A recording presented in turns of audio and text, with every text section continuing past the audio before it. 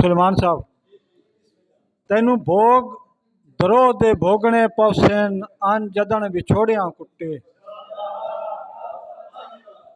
तैन भोग दरो दे भोगने पौसेन अन जदन विछोड़िया कुट्टे। भी अल्लाह जान दई पाठ कले वैसन साहो डिर जदन भी कुट्टे। लजदार हमेशा सह वेंदिन सगी कोई भाई वाल च घुट्टे। भाई भले न सर दिगन से पोटिया ते ए गर्जू जदन भी फुट्टे। बाबा नूर शेर है कि थोड़े वतन दे राह ते मगर थोड़े टुर टुर के पैर तलट गए। थोड़े वतन दे राह ते मगर थोड़े टुर टुर के पैर तलट गए। कीती कोशिश तेरियां लोड़ां ते रत देवन कान भी डट गए। ते तेरी वेख के बेइंसाफियां नू बन नसर दे अंदर भी फट गए। इस वास्ते कदम गरीबां दे सरकार दे दर तू हट गए।